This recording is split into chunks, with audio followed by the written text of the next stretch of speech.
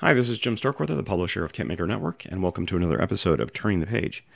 This month we've got the newest issue of Modelismo. Now, if you saw my last month's issue, they've kind of changed their format. They are in English. They are putting out these special issues. I thought maybe perhaps it was just that one issue, but it looks like they're doing it again with a special 250 issues kind of theme going on here. This is issue 251, so they're very big. They're rather kind of fat for a magazine. They almost look like a small softcover book, basically, and it's 80 pages, which is pretty long for a magazine.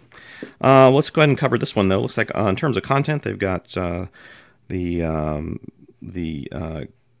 I should know this plane. This is this is don't tell me. It's a hurricane thing. No. It's they used it in Vietnam. It was one of the last prop planes used.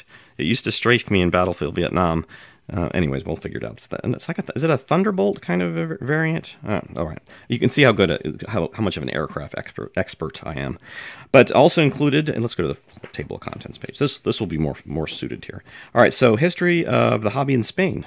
Interesting. Part 1.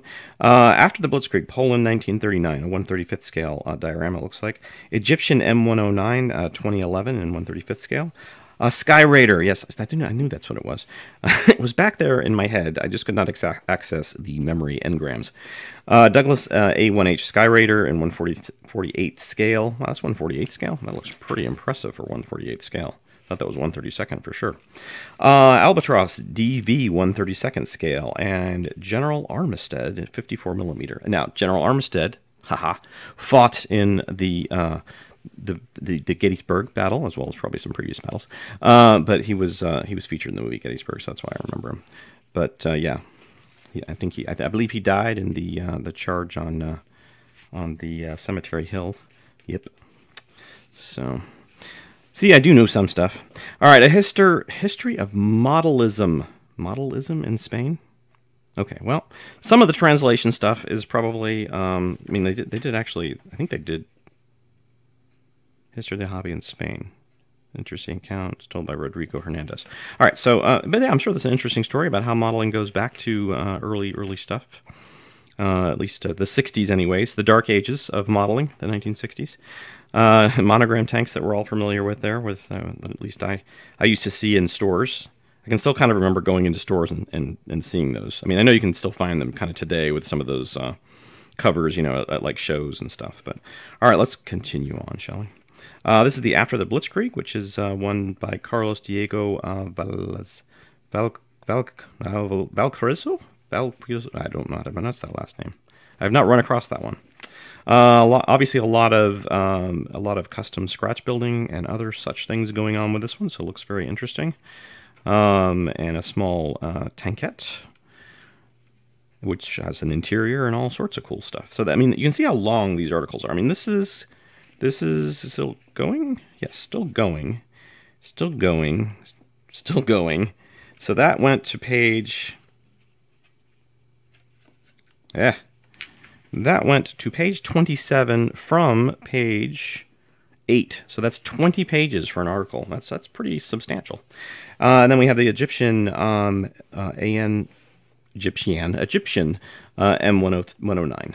2011. So this one is by Meg Jimenez. We never heard of Meg Jimenez. Who is that guy?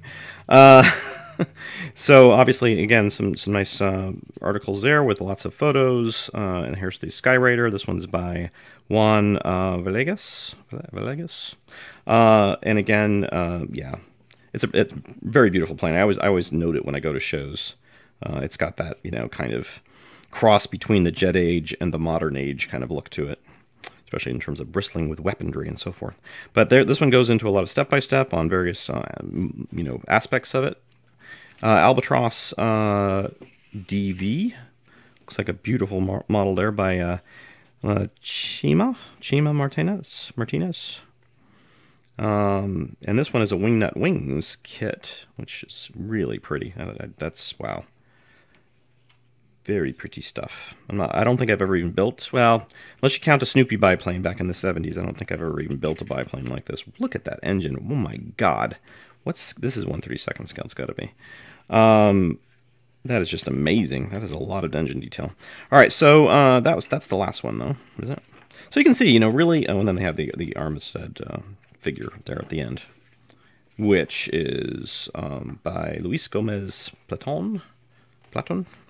And interesting. Yep, he held up his hat like that. He did, even in the movie. So very nice, very nice issue. I think Euro Modelismo. I hope people are giving it a shot if they see these videos, and yeah, I think they have a lot to offer in the terms of just if you like these kinds of magazine slash almost like a soft cover kind of scenario. I mean, it's €9 in Europe, so by the time you get it over here and imported and stuff, it's going to be a $15, $20 kind of proposition. Maybe not for a subscription. That might give you a lower rate, but anyways, so hope you enjoyed this one. If you have any comments and suggestions, please leave them below. And remember, you can check out more of these on either our websites or on our YouTube page. And sometimes we do actually put stuff on our YouTube channel that isn't on the websites, and that's mostly because I upload a video and then something doesn't get through on the website, or just I simply forget. I do that occasionally. I'm a little backed up with models right now. If you could see behind me, there's about 50 models that need to be sent out, gone through, whatever. So thanks for watching. We'll see you next time on Turning the Page.